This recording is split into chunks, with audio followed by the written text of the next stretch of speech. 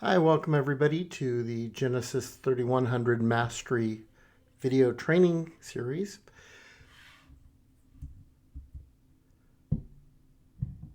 If you ever need help or repair on the actual unit, please contact Genesys Aerosystems directly. This introduction video and the POH are guides to learning how to use your Genesys 3100 system, but the ability of the autopilot to really make you safer and reduce your workload, especially for single IFR, you really got to do more than just this. Make sure you perform the required pre-flight test every flight. Practice at safe altitudes and VFR conditions only. Train with a master instructor proficient in your avionics and airframe, and always be ready to hand fly. A couple important notes. The POH must be in the aircraft at all times and accessible to the pilot. This includes the supplements, but an electronic copy on an iPad also counts as far as being accessible. And the 3100 can be configured a couple different ways, either a 2 or a 3-axis autopilot. This is the beginning only. This is a short introduction video. We will add to it and add various other videos, so please keep checking back on this website. If y'all have not met me yet, hi, I'm Gary. I'm a 7,000 hour master instructor. I'm the Avidyne National Training Provider and the Genesys Aerosystem Training Provider. Basically, I've made a living for 14 years teaching people like you who are already good pilots to be better at their avionics, especially for single pilot IFR. And I've really focused on GPS and autopilot technology. I teach Avidyne and Garmin, and of course I'm a big fan of ForeFlight. One of the reasons I agreed to do this video series is because I've always been a big fan of the Genesys S-TEC autopilots. I've been flying with them and teaching them for over 14 years, and they've always proven to be the best autopilots for me. So let's go ahead and get started. So you get in your airplane and you want to know if you have yaw control or yaw dampener. Well, it's pretty simple. It's an extra servo, and you can simply look at the face of your autopilot. If you have a button that says YD, you have yaw dampener. If you don't, well, you kind of don't. Do you have altitude pre-select? Here is circled in the pink. Well, you can only have altitude pre-select if you have a baro-corrected electronic flight display, like an Avidyne shown here, or an Aspen, or maybe a Garmin G500, or an electric standby instrument like the L3 ESI 500. Basically, you need some kind of baro-corrected electronic instrument or converter to talk back to it. Otherwise, you wouldn't. So let's look at the basic wiring diagram and how things work. Servos are just little motors, okay? So basically, heading and navigation system comes from an electronic flight display like the Avidyne Integra or a G500 or an Aspen or maybe even an old steam gauge HSI or DG. You can have various buttons installed on your yoke.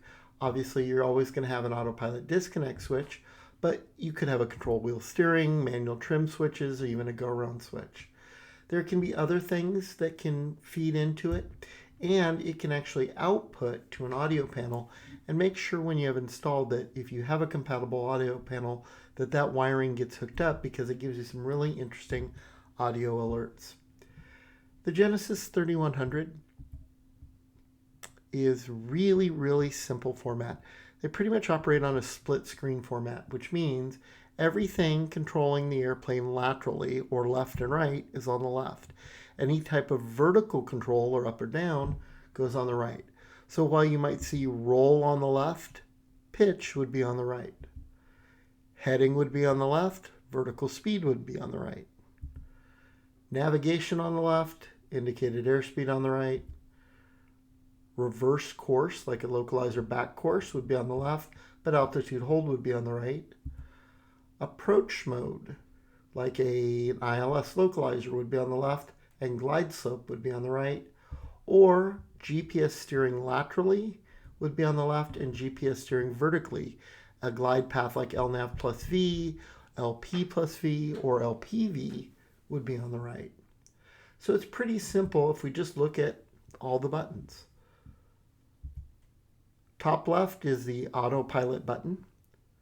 When you push that, it's going to turn on all three lights.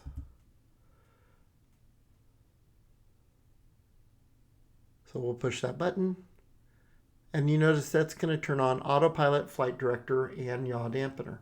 Now, if you want to remove the Flight Director or remove the yaw dampener, you would just push that button and disengage it. So the Flight Director button, push that, it lights up and engaged. Now, even if you don't have an electronic Flight Director display, you need to keep that engaged at all times for envelope protection. Envelope protection is stall protection. If you are pitched up and the airspeed's bleeding off, this unit will actually automatically trim down to keep your airspeed above or faster than it would at a stall.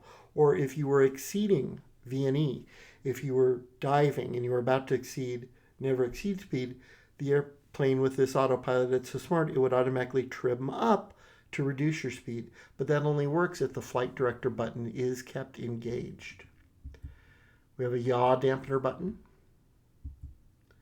Pretty simple. You push that to engage or disengage. We have a heading button.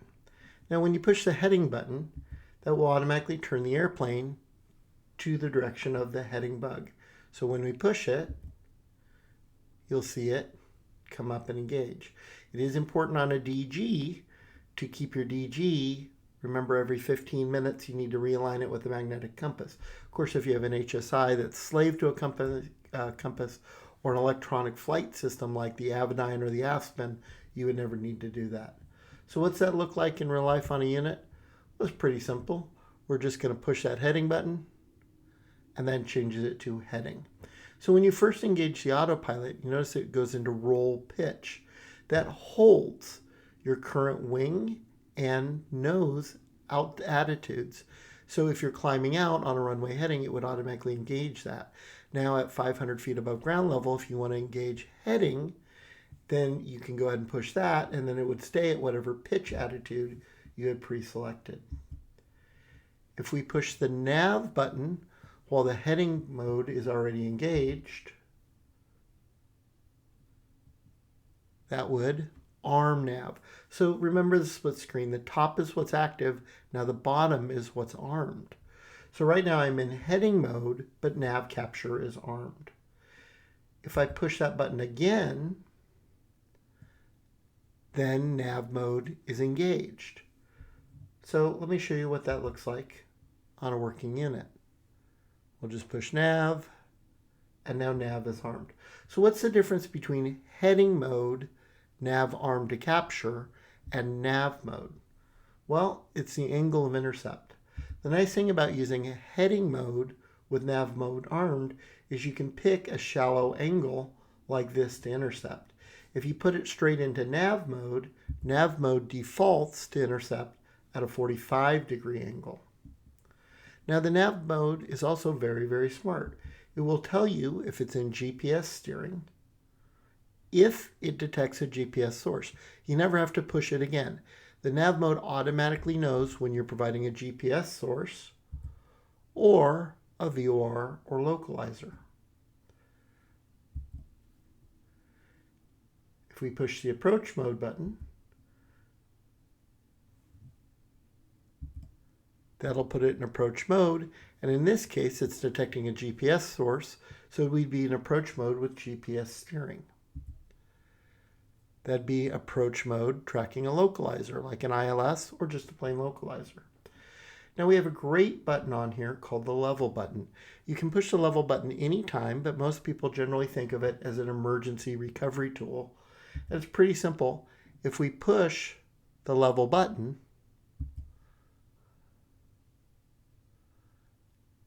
the plane automatically rolls to level.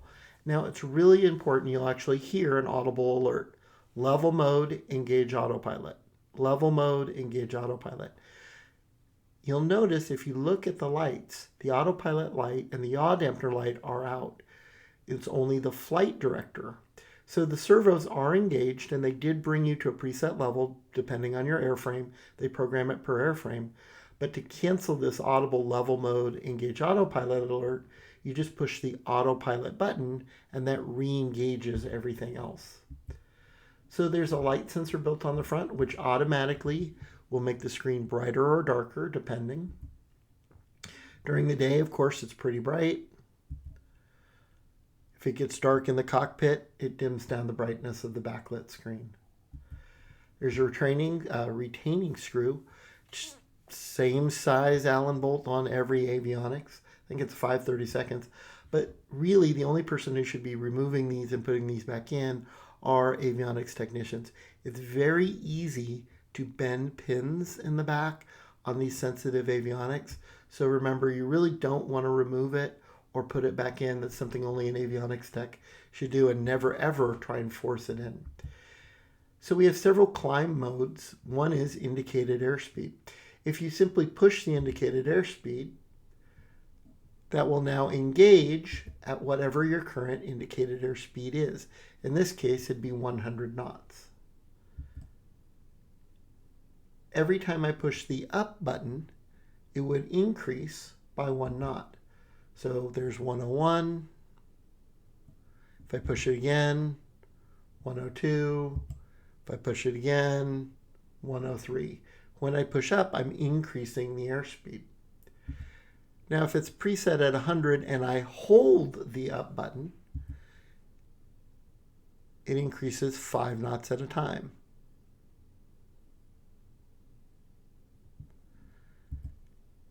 If I then push and hold the down button, it'll decrease 5 knots at a time. A lot of people like indicated airspeed because they can climb at VY or preset cruise climb setting. Many people actually use the indicated airspeed. They pre-select it for best glide in an engine failure. Vertical speed mode, instead of climbing at an indicated airspeed, now we're climbing at a preset feet per minute. So if I'm climbing out and I push the vertical speed button, it will automatically capture whatever I'm currently doing. In this case, it shows I'm climbing at 500 feet per minute. Now, if you wanted to change that, let's say I'm descending at 300 feet per minute. Now, when you push the up button, think about it as pulling the nose up. So when I push the up button, it'll change to 200 feet per minute descent, and then 100 feet per minute. So I'm pulling the nose up. So if I show you that, if I'll simply push it in vertical speed, and then I can go up, and each time I push it, it'll go up by 100 feet per minute. Now the altitude button will either hold the current altitude. So if I push it here, my current altitude is 9,500, and it will hold there. I can also, if I'm in vertical speed mode, arm altitude capture, or if I push it twice, it will actually engage altitude hold and disable vertical speed. So it's a little hard to see on the video. I'm pre-selecting my altitude, and then I'm pushing it. I'm going to push the button twice, and then it'll automatically go into my current altitude, which also happens to be 3,000. All right, let's look at a couple other options. There's a menu button on the right, and it's generally for changing audible alerts and lights. So if I push the menu button, and then the up and down button will change the brightness of the 3 LEDs. So if I press and hold the down button, you can see those LEDs getting darker on the left. If I push the up button, that'll make the LEDs get brighter. Now, if I push the middle knob, so if I push that little knob in on the middle, that disables audio alerts.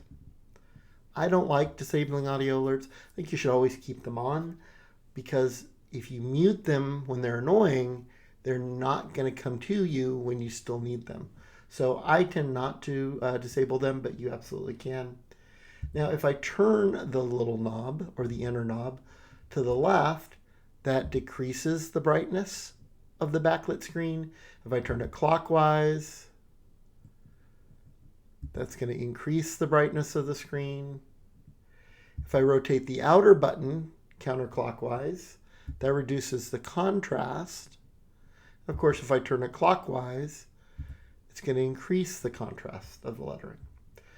All right, I just want to go back and talk about the various altitude capture modes real quick.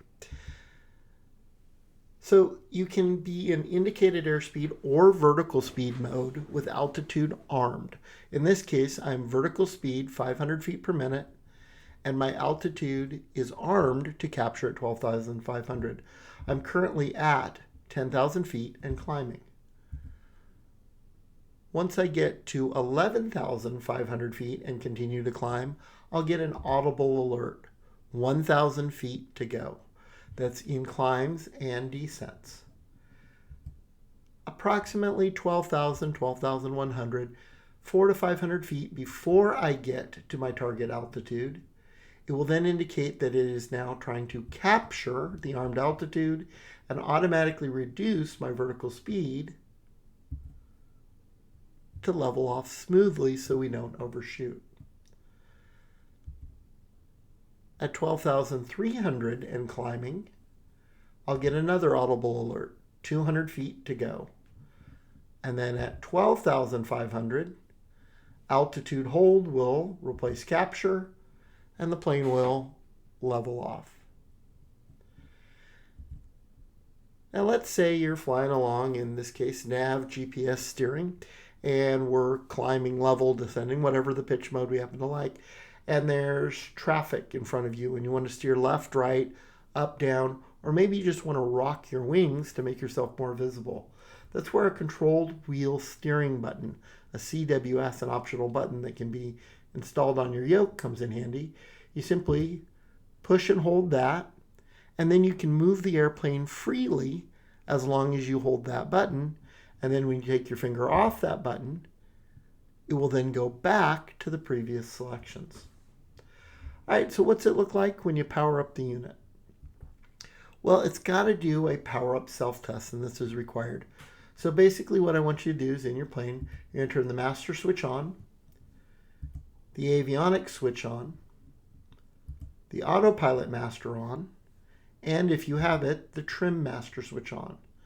Then you'll see several splash screens, including the Genesys logo, but what you definitely want to see is self-test in progress, and then autopilot ready. What you don't want to see is autopilot fail. Now that autopilot ready screen will actually go away. You're good to go. So if you don't see the fail, if it just said ready and then turned into this, you're good to go. Now, critically important, many people don't know this, in your owner's manual for the aircraft, you have to include the supplement for your particular airframe, and there's a very detailed pre-flight check that you must do on the autopilot before taking flight. This is legally required, you must do it. And you've got to just use the POH supplement in the owner's manual. It's very detailed. We'll show another video on how to do it later, but there is a lot to it. In this case, for the Cessna 210, it's 31 individual steps that you must do. This is required on all autopilots. And what I do for a living is I'll come out to you and I'll spend 3 days in your airplane, anywhere in the US or Canada, and I'll make you, if you're a good pilot, even better at your new avionics, including autopilots and GPS systems for single pilot IFR. But this is the thing that universally most pilots, and I train everybody from 500-hour commercial pilots, 200-hour private pilots, up to 40 and 50,000 hour working airline captains, universally skip because it's not detailed in the before takeoff checklist. You have to leave the before takeoff checklist and go to this pre-flight check.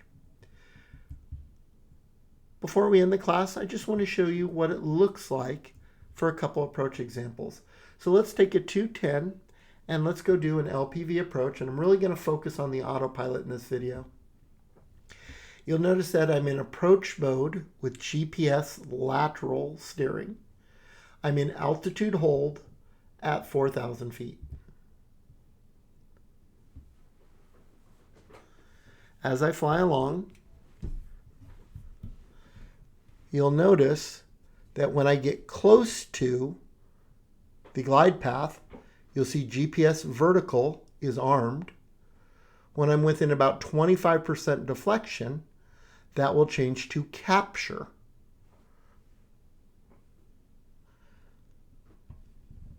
Which indicates 500 feet per minute at my current ground speed. And then when I'm actually tracking the glide path, you'll see that become active at the top. That now ignores any pre-selected altitudes. And you can see my 210 happily tracking a glide path down on this LPV approach. For an ILS approach, I'm going to use kind of a simpler animation. Typically you get vectors to final, so you can see at this point my airplane is in heading mode and altitude hold, but approach mode is armed. When I'm on the localizer, it will automatically transition to approach localizer, and when it detects the glide slope, now I'm at 1,600 feet because I'm inbound at my current altitude. Now, when you see GS, it means you're in altitude hold, but the glide slope is armed. Once again, when the aircraft arrives within about 25% of the glide slope, either above or below, the glide slope is captured. That's going to show a capture rate indicating that it needs about 400 feet per minute down to track the glide slope at my current ground speed. Now, when it transitions over and is actively tracking the glide slope, and that's when I reduce power, is when it shows glide slope and the aircraft pitches down. What about a localizer back course? Well, pretty simple. I like to shoot localizer back courses in heading mode because I'm being vectored out to intercept the localizer, and it looks like I'm going to have to do that procedure turn. So you'll notice I'm in heading mode with nav armed.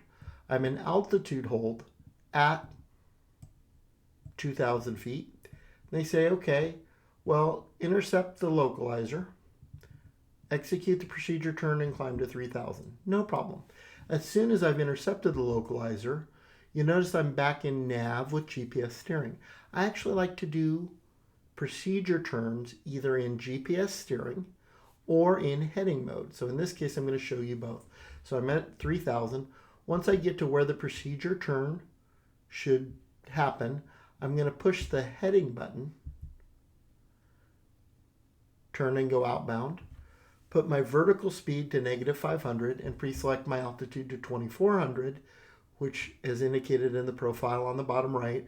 I should descend when I'm outbound. Once I'm inbound, once I'm still outbound, I need to make sure you switch from GPS to VLOC as your primary source. Now, once I'm inbound, I'm still going to be in vertical speed mode, but down to a pre-selected altitude of 2,000 feet, as shown on the profile. Now, notice I'm in heading mode. I'm going to push the approach button to put myself in approach armed. Now, when I intercept, you'll notice it actually goes to reverse course. So REV is in approach mode, but I'm tracking the localizer back course. This is the greatest thing about the 3100 is it's so smart, you don't need to select reverse. It automatically detects it and will go inbound. So I hope you enjoyed this very short introduction video. We will expand it. We're going to add more in-flight footage. Please check back often. If you'd like to get really great at any of the other avionics, like the Garmin 430, 530, G1000, GTN, or my favorite Avidyne, if you want to get better at ForeFlight or even just IFR basics, we actually have paid video training from 3 to 8 hours long, available as DVD or online. Visit our website at pilotsafety.org. If you'd like to get really great at your avionics and you're already a good pilot, but you want to be better, especially in single pilot IFR, let me come out and visit you. I'd come to you anywhere in the US. It's a flat fee. We do 3 and 4 day Avidine and Garmin IFR mastery training. And if you want more information or you need support on your Genesys, just go over to GenesysAerosystems.com. I hope you enjoyed the class, and we'll see you soon on other videos.